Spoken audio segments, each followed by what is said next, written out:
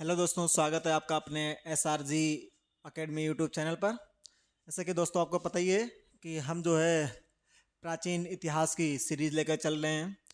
इसमें जो है आज हमारा टॉपिक मगध साम्राज्य में शिशुनाग वंश होगा। ठीक है, जो कि चौथा मतलब वंश है।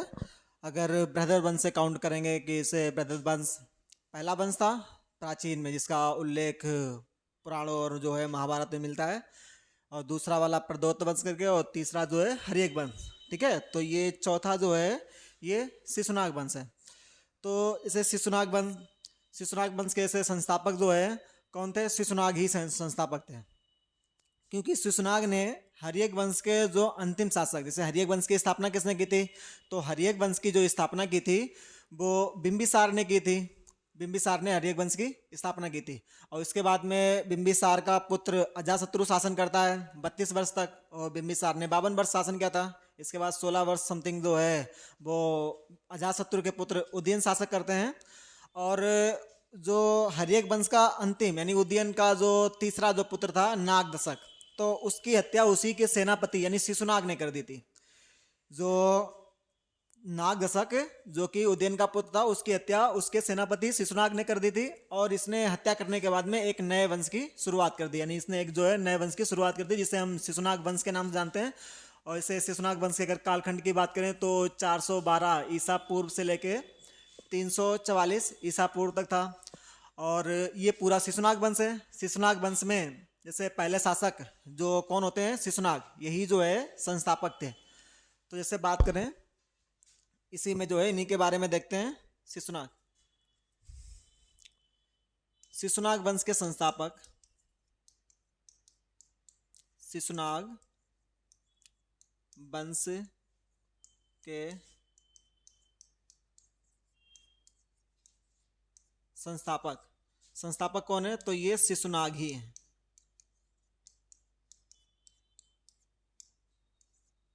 शिशुनाग यानी यही शिशुनाग जो है शिशुनाग वंश के संस्थापक हैं, जो कि नाग दशक की हत्या करके गद्दी पर बैठते हैं। तो जब जो है शिशुनाग ने नागवंश की जो शिशुनाग वंश की इन्होंने स्थापना की, तो इन्होंने जो है एक महत्वपूर्ण, जैसे जो अवंती महाजनपद था। अवंती महाजनपद कौन सा क्षेत्र? यानी जिसकी राजधानी हुआ करती थी अवंती, काफ़ी बड़ा महाजनपद था, जिसकी राजधानी यानी उत्तरी अवंती महाजनपद की उज्जैन और दक्षिणी अवंती महाजनपद की राजधानी थी महिष्मती। तो इसने अवंती महाजनपद को जो था वो मगध साम्राज्य के अधीन कर लिया, यानी उसको जो है इसने अटैक करके उसको जीत लिया और उसको अपने अधीन कर लिया। हालांकि इसने वत्स पे भी कब्जा कर लिया था। तो इसकी सबसे बड़ी सफलता यही थी कि इसने जो है अवंती महाजनपद को जो है अपने अधीन यानी मगध साम्राज्य में मिला लिया था। तो काफ़ी बड़ा इसका साम्राज्य बन जाता है। उधर मालवा का पूरा क्षेत्र इसी में आ जाता है, मगध में ही। तो इसकी सबसे बड़ी अगर सफलता की बात करें तो सबसे बड़ी सफलता अवंती को जो है इसने मतलब शामिल कर लिया था मगध में ही। शिशुनाग शिशुनाग ने अवंती महाजनपद या अवंती राज्य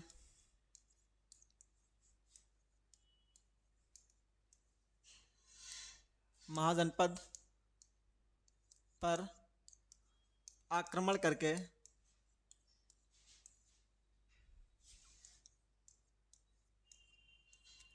करके उसे मगध साम्राज्य में शामिल कर लिया। उसे मगध साम्राज्य में शामिल कर लिया।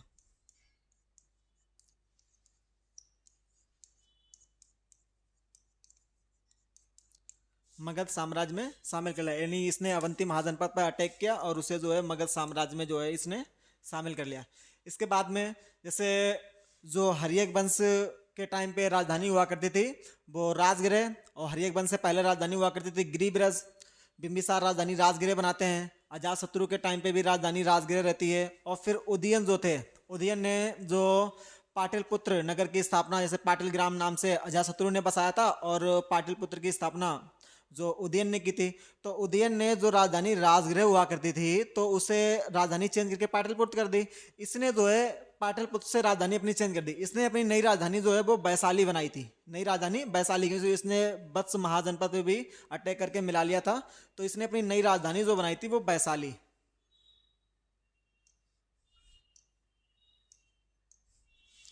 इसने यानी शिशुनाग ने, इसने राजधानी, इसने राजधानी पाटलिपुत्र,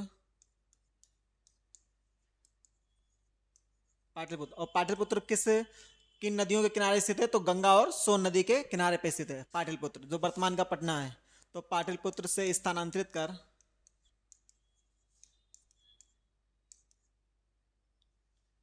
पाटलिपुत्र से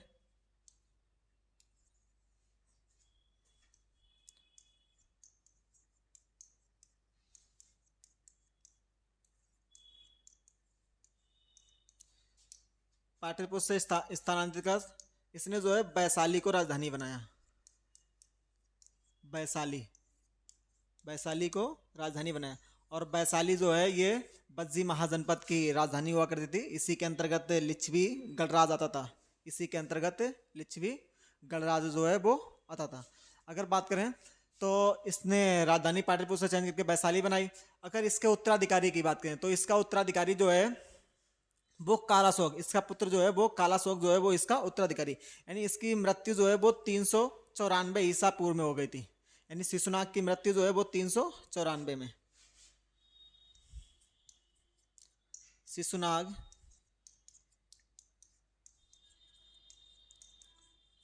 की मृत्यु 394 ईसा पूर्व में हो गई थी। 394 ईसा पूर्व में हो गई थी। और इसका उत्तराधिकारी कौन बनता है? तो इसका उत्तराधिकारी जो है इसका पुत्र कालाशोक।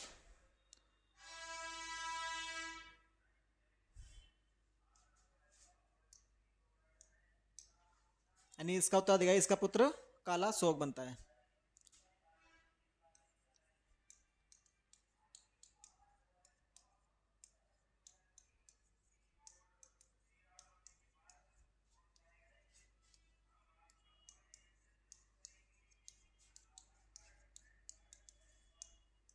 पुत्र कालाशोक जो है वो इसका उत्तराधिकारी बनता है।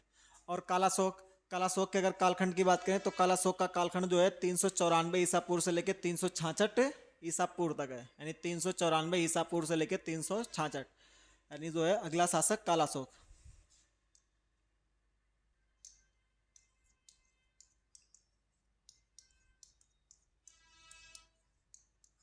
कालाशोक का कालखंड जो है इसकी मृत्यु 394 में होती है।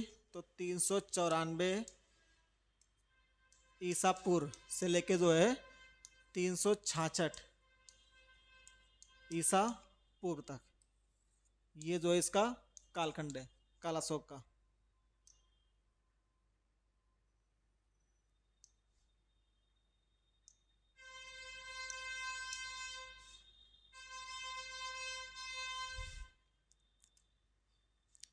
कालाशोक, कालाशोक जो है एक काफी मतलब महान शासक हुआ करता था। इसी के टाइम पे इससे द्वितीय बौद्ध संगीति, जो द्वितीय बौद्ध संगीति कब हुई थी? पहली बार तो 483 ईसा पूर्व में हुई थी और वो अजातशत्रु के टाइम पे हुई थी। और द्वितीय बौद्ध संगीति कालाशोक के टाइम पे हुई थी। कहाँ पर? जगह का नाम है वैशाली। और जो है इसके अध्यक्ष कौन थे? सभाकामी करके इसके अध्यक्ष थे। और वैशाली में ये बौद्ध संगीति होती है। और किसका शासनकाल था? तो वो कालाशोक के टाइम पे था। तो जो द्वितीय बौद्ध संगीति थी, इसी टाइम पे जो बौद्ध संघ था, यानी बौद्ध भिक्षुओं का जो संगठन जो था वो दो भागों में बढ़ जाता है। यानी जो बौद्ध संघ, जो बौद्ध भिक्षुओं का संगठन दो भागों में, एक स्थाविर करके एक महासंदिग्ध। जो स्थाविर जो था, तो स्थाविर में ऐसे बौद्ध मतलब बौद्ध संगठन के लोग शामिल थे जिसमें कि जैसे जो 60 वर्ष से प्लस वाले ज्ञान बौद्ध भिक्षु थे, ज्ञानी बौद्ध भिक्षु जिनके पास काफ़ी ज्ञान था, 60 वर्ष से प्लस वाले थे, तो वो शामिल थे स्थाविर में। और दूसरा जैसे इसका पार्ट था बौद्ध संघ का, दूसरा पार्ट महासंधिक करके, तो महासंधिक में ऐसे बौद्ध भिक्षु शामिल थे जो कि जो गौतम बुद्ध को यानी महात्मा बुद्ध को भगवान के रूप में मानते थे। तो इसी के टाइम पे द्वितीय बौद्ध संगीति होती है। और कालाशोक ने ही जो है, कालाशोक ने जो राजधानी पाटलिपुत्र से वैशाली, इसके पिता जो शिशुनाग ने स्थापित की थी, इसने राजधानी को पुनः वैशाली से हटा के जो है पाटलिपुत्र में कर दिया। यानी कालाशोक की बात करें, एक तो ये महान शासक कालाशोक था, तो इसने राजधानी पुनः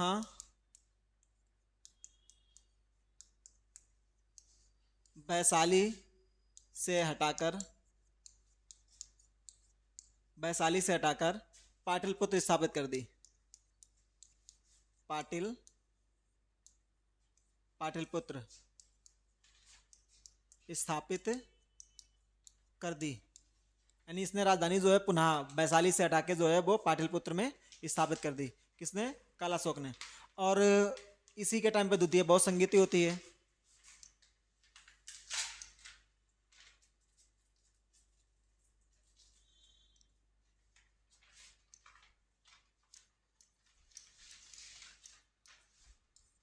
द्वितीय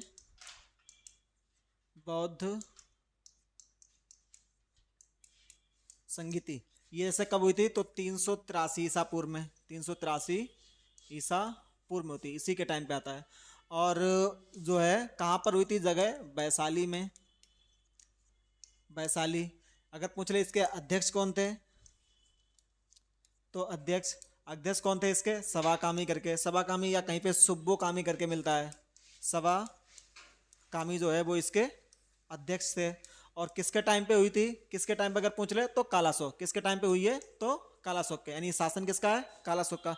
तो जो दूसरी बौद्ध संगीति जो थी, इसी के टाइम पे जो बौद्ध संघ जो था ये 2 पार्ट में बढ़ जाता है। बौद्ध संघ 2 पार्ट में।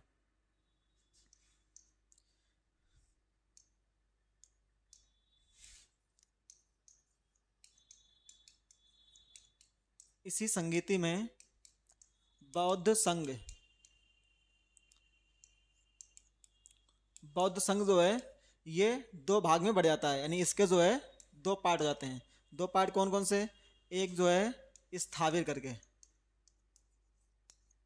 यानी बौद्ध संघ मतलब जो है बौद्ध धर्म नहीं बढ़ता है, बौद्ध संघ, क्योंकि जो बौद्ध में जो बौद्ध भिक्षुओं का जो संगठन था भाई स्थाविर। और दूसरा जो है महासंधिक।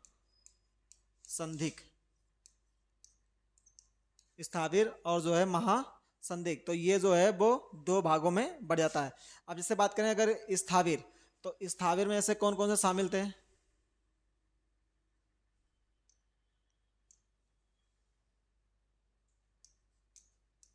स्थाविर इसमें 60 वर्ष से अधिक,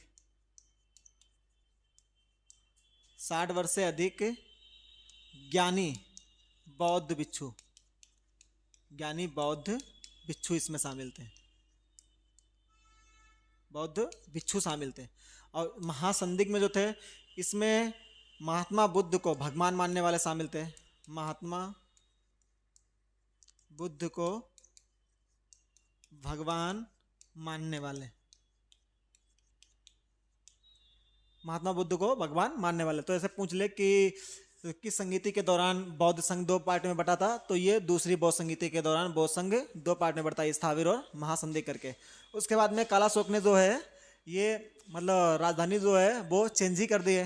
इससे जो बौद्ध ग्रंथ है, बात करें बौद्ध ग्रंथ जैसे महावंश और एक दैत्यावाहन करके, महावंश और दैत्यावाहन।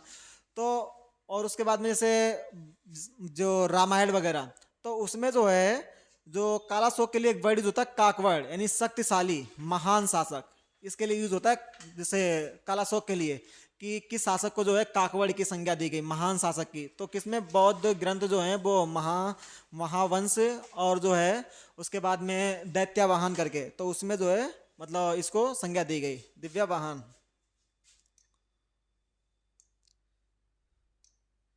कालाशोक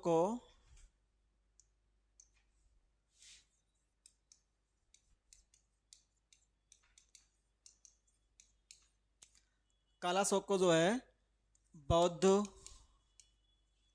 ग्रंथ महावंश एंड जो है दिव्यावाहन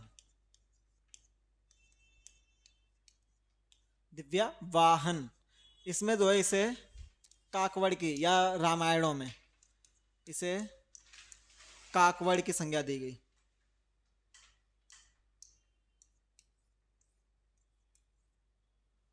काकवड़ की संज्ञा दी गई, मतलब जो है शक्तिशाली शासक की संज्ञा दी गई। काफी ये शक्तिशाली शासक था कालाशोक। कालाशोक की जो है वो 10 पुत्र हुआ करते थे। कालाशोक के 10 पुत्र थे। तो जो 10 पुत्र थे इसमें जो इसका अंतिम मतलब जो पुत्र जो था उसका नाम जो था नंदीवर्धन, या कहीं पे जैसे महानंदिन या नंदीवर्धन करके अंतिम पुत्र था। वही जो है इसके बाद में शासक बनता है। तो जो इसकी जो कालाशोक की जो है मृत्यु जो होती है, तो कालाशोक की मृत्यु वो हो गई थी 366 ईसा पूर्व में। आंतरिक कारणों की वजह से जो है इसकी मृत्यु हो जाती है कालाशोक की। तो कालाशोक की मृत्यु 366 ईसा पूर्व में, और आंतरिक कारणों से इसकी मृत्यु हो जाती है। आंतरिक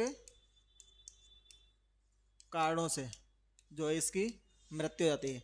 इसकी मृत्यु के बाद इसके 10 पुत्र थे। तो इसकी मृत्यु के बाद जो है इसके 10 पुत्र थे। तो 10 पुत्र में जो इसका अंतिम पुत्र जो था वही जो शिशुनाग वंश का अंतिम शासक भी बनता है। इसके 10 पुत्र थे।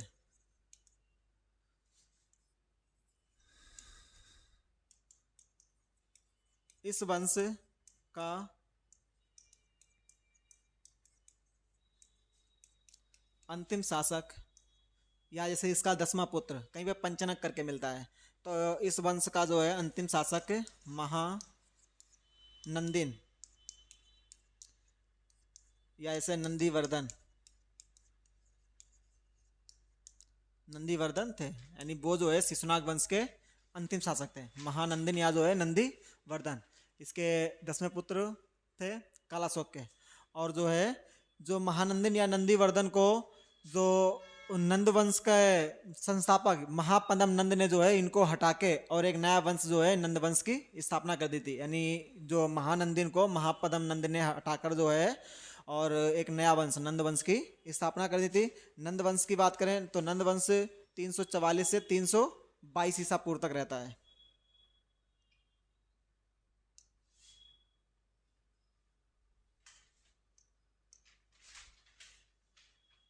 अंतिम शासक यही है महानंदिन या नंदीवर्धन। अब वो अगला वंश यानी इन्हें हटा के जो है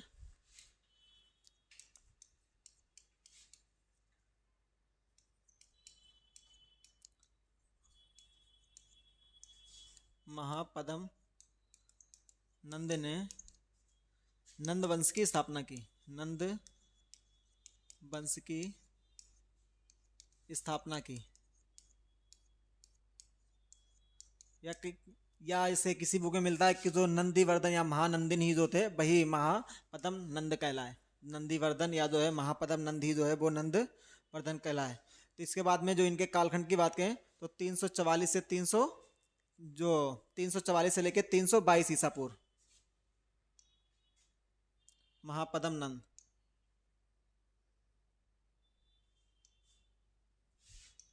आगे देखेंगे हम लोग नंद वंश।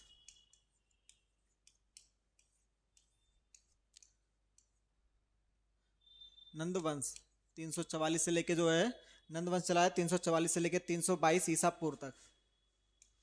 322 ईसा पूर्व तक जो है ये नंद वंश चलता है। अगर इसके संस्थापक की बात करें तो इसके संस्थापक कौन है? अभी हमने देखा है कि संस्थापक कौन है, महापदम नंद। संस्थापक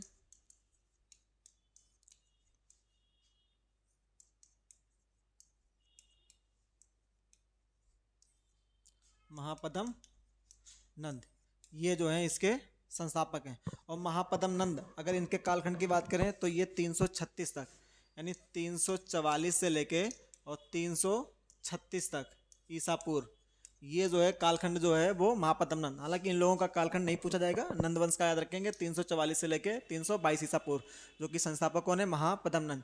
महापदम नंद ये भी काफ़ी शक्तिशाली शासक हुआ करते थे।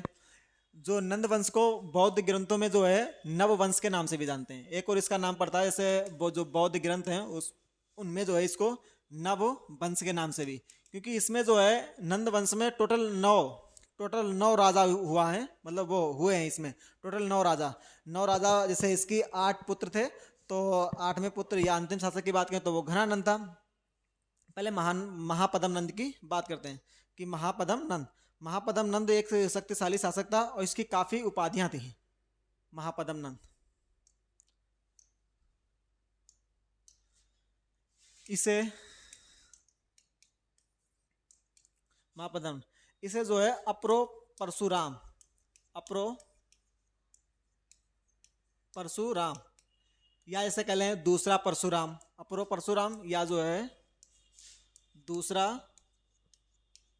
परशुराम कहा गया। इसे जो है अपरो परशुराम या जो है दूसरा परशुराम, परशुराम कहा गया। इसके बाद में से इसे उग्र, क्योंकि ये उग्र स्वभाव के थे तो इन्हें जो है उग्र सेन भी कहा गया, महापद्म नंद को उग्र सेन। एक राट, एक राट, या जो है इनको एक छत्र के नाम से भी जाना गया, यानी पृथ्वी का एक ही सम्राट एक राट, ठीक है, इनको जो है कहा गया। इसके बाद में उग्रसेन, अपरो परशुराम, और इनको जो है सर्व छत्रांतक के नाम से भी जाना गया, सर्व जो है सर्व छत्रांतक, इनको जो है सर्व छत्रांतक, सर्व छत्रांतक यानी क्षत्रियों का नाश करने वाला, क्षत्रियों का नाश करने वाला। काफ़ी इनके नाम थे, जैसे अपरो परशुराम, एक राट, एक छत्र, उग्रसेन, उसके बाद में जो है सर्व छत्रांतक, और इनको जो है एक शूद्रो गर्भोद भव के नाम से भी जाना गया, यानी शूद्रा गर्भोद भव के नाम से भी जाना गया इन्हें।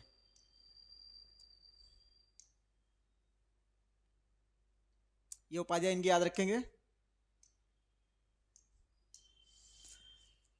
इसके बाद में जो है जो मतलब कौन राजा जो है अपरो परशुराम, यानी जो इनके नंद वंश के संस्थापक महापद्म नंद, तो महापद्म नंद जो है इनके कितने पुत्र थे? 8 पुत्र, इनके 8 पुत्र थे, इनके जो है 8 पुत्र थे। और ये जो है मतलब पहले ऐसे राजा थे जिसने कलिंग पर अटैक किया था। कलिंग पर जो सबसे पहले अटैक करने वाले थे तो वो यही थे महापद्म नंद, काफ़ी शक्तिशाली शासक थे। तो कलिंग इतना शक्तिशाली राज हुआ करता था कि जिस पर कोई भी जल्दी मतलब अटैक नहीं करना चाहता था, क्योंकि वहाँ पर जो है कलिंग नरेश खारवेल, उन्हीं से एक अभिलेख भी मिलता है, जैसे हाथी गुम्फा अभिलेख। पूछा था कि हाथी गुम्फा अभिलेख का संबंध किस राज्य से है, तो कलिंग से। उसके बाद में किस शासक से है, तो हाथी गुम्फा अभिलेख कलिंग नरेश खारवेल से। तो इन्होंने जो है मतलब महापद्म नंद पहले ऐसे शासक थे कि जिन्होंने जो है कलिंग पर भी आक्रमण कर दिया, और जिसकी जानकारी मिलती है हाथी गुम्फा अभिलेख। और एक और हाथी गुम्फा अभिलेख से क्वेश्चन आता है कि भारतवर्ष यानी भारत के लिए जो है भारतवर्ष नाम जो है ये किसने दिया है, तो वो कलिंग जो हाथी गुम्फा अभिलेख में ही दिया गया है, जो है इसी में। तो इन्होंने जो है महापद्म नंद ने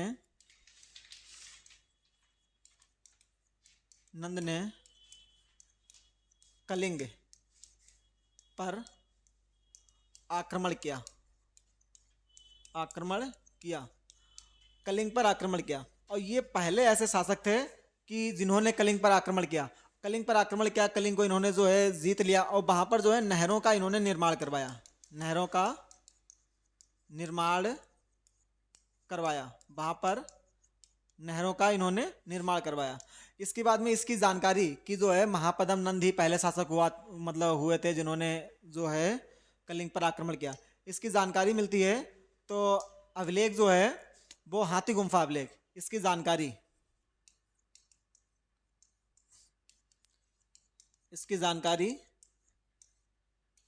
हाथी गुम्फा अभिलेख, हाथी गुम्फा अभिलेख में मिलती है। हाथी गुम्फा अभिलेख से इसकी जानकारी मिलती है कि पहले ऐसे राजा जिन्होंने कलिंग पर आक्रमण किया था तो महापद्म नंद थे। और दूसरे जैसे कौन होते हैं, तो दूसरे सम्राट अशोक, जिन्होंने जो है कलिंग की राजधानी तोसली पर 261 ईसा पूर्व में जो है आक्रमण कर दिया था। तो दूसरे जो है सम्राट अशोक थे, पहले जो है यही थे। और इसकी जानकारी मिलती है हाथी गुम्फा अभिलेख। और यही हाथी गुम्फा अभिलेख संबंधित है कि जैसे भारत के लिए भारतवर्ष नाम किस में दिया गया है, यानी भारत को जो है भारतवर्ष नाम जो है का जिक्र सबसे पहले किस अभिलेख में, तो हाथी गुम्फा अभिलेख। और हाथी गुम्फा अभिलेख से कौन संबंधित है, तो कलिंग नरेश जो है ये खारवेल जो है वो संबंधित हैं। इसके बाद में जो संस्कृत भाषा के व्याकरण की बात करें, जो संस्कृत भाषा के व्याकरण जो थे उनका नाम क्या है, पाणिनि। तो पाणिनि इनके अच्छे खासे मित्र थे, क्योंकि वो इन्हीं के समकालीन थे, से पाणिनि ने किस पुस्तक की रचना की थी? अध्याध्यायी पुस्तक की रचना की थी पाणिनि ने।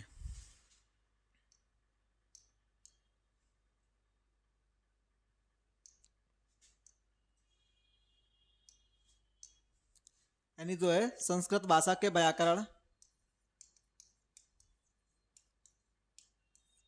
संस्कृत भाषा के व्याकरण कौन है? पाणिनि है। और पाणिनि ने किस पुस्तक की रचना की है? तो रचना इन्होंने की है अष्टाध्यायी, अष्टाध्यायी पुस्तक की जो है इन्होंने रचना की है पाणिनि ने। और ये जो है इन्हीं के समकालीन थे। यह है इन्हीं, मतलब महापद्म नंद इन्हीं के समकालीन थे। यानी ये जो है इन्हीं के समकालीन थे या इन्हीं के मित्र थे पाणिनि, जो कि जो है इसी टाइम पे। इसके बाद में जो है जो इस वंश का, जैसे महापद्म नंद, इस वंश के अगर अंतिम शासक की बात करें तो अंतिम शासक कौन थे? घनानंद। क्योंकि जो है इसमें टोटल 9 राजा हुए हैं। पहले तो यही हो गए महापद्म नंद, और जो है उसके बाद में फिर अंतिम जो है वो घनानंद।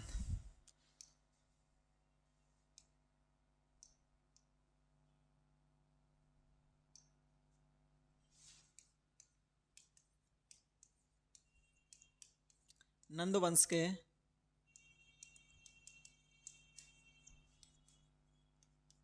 अंतिम शासक कौन है? घनानंद। घनानंद ये भी काफ़ी जो है प्रतापी राजा हैं। और घनानंद को जैसे यूनानियों ने 2 उपाधियां दी थी। एक तो जो है अग्रमीज, अग्रमीज शक्तिशाली शासक, और एक जो है जैंद्रमीज करके इन्होंने उपाधियां दी थी। तो इन्हें जो है अग्रमीज नाम से जो है वो यूनानियों ने पुकारा था। यानी इन्हें जो है यूनानियों ने, घनानंद है, इन्हें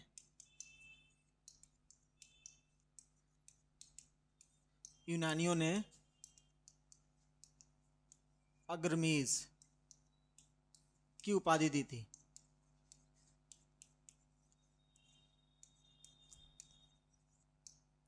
इन्हें जो है यूनानियों ने अग्रमीज की उपाधि दी थी।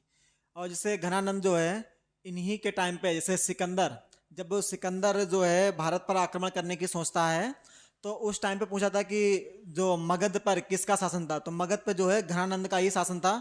तो इसीलिए जो है सिकंदर उधर ब्यास नदी के पास में तो आता है, लेकिन उससे फिर उसको पता था कि आगे चल के जो है मेरा युद्ध, अगर हम ब्यास नदी को पार कर जाएंगे और ये झेलम वगैरह नदी, तो फिर आगे चल के हमारा युद्ध जो है वो घनानंद से होगा। और घनानंद अपने समय में काफ़ी शक्तिशाली शासक हुआ करता था।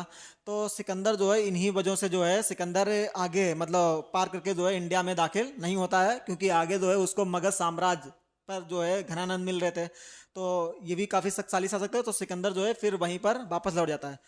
और जैसे घनानंद के समकालीन से जो चंद्रगुप्त मौर्य या चाणक्य जो है वो भी इन्हीं के टाइम पे थे। कहते हैं कि जो है घनानंद की एक बार सभा में जो है इनके जो चाणक्य जो थे, चाणक्य जिन्हें जो है हम कौटिल्य के नाम से भी जानते हैं, और उनके पिता का नाम चड़क था, इसीलिए इनका नाम चाणक्य भी पड़ता है। कौटिल्य जो कि इनका गोत्र भी था। इनको विष्णुगुप्त, वैसे तो मूल नाम इनका विष्णुगुप्त ही था, तो इनको विष्णुगुप्त के नाम से भी जानते हैं। तो जो चाणक्य का एक बार जो है अपमान कर देते हैं, घनानंद जो है अपनी सभा में चाणक्य का अपमान कर देते हैं। तो वहीं से चाणक्य जो है ये प्रतिज्ञा लेते हैं कि जो है घनानंद, मतलब जब तक हम तुम्हारे इस साम्राज्य को उखाड़ नहीं फेंक देंगे, जब तक जो है हम अपनी शिखा नहीं बांधेंगे। मतलब पहले जो है वो चोटी बांधते थे, तो उन्होंने जो है अपनी शिखा खोल के ये प्रतिज्ञा ली थी कि जब तक हम जो है घनानंद को मगध साम्राज्य से उखाड़ नहीं फेंकेंगे, तब तक जो है हम शिखा नहीं बांधेंगे। तो यही चीज़ें मिलती हैं। फिर आगे जो है फिर चाणक्य, मतलब जो चंद्रगुप्त मौर्य थे, चंद्रगुप्त मौर्य को तैयार करते हैं। और चंद्रगुप्त मौर्य के ही मतलब नेतृत्व में, चाणक्य की मदद से चंद्रगुप्त मौर्य ने आगे चल के जो है घनानंद को युद्ध में पराजित कर दिया था। और एक नया वंश जो कि मौर्य वंश जो है मगध साम्राज्य पर पड़ जाता है। तो जैसे बात करें घनानंद, ये काफ़ी जो है शक्तिशाली शासक था घनानंद।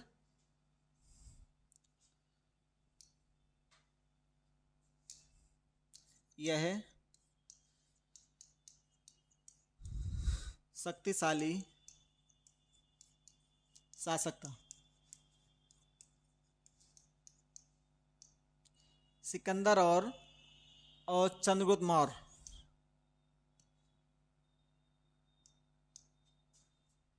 यह है सिकंदर तथा चंद्रगुप्त मौर्य के समकालीन था। यानी घनानंद जो है ये सिकंदर और जो है चंद्रगुप्त मौर्य के समकालीन था। इसके बाद में जो है जो आगे घनानंद को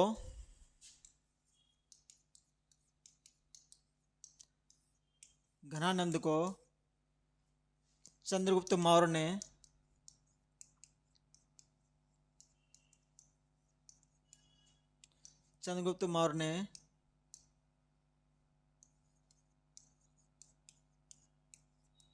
चाणक्य की मदद से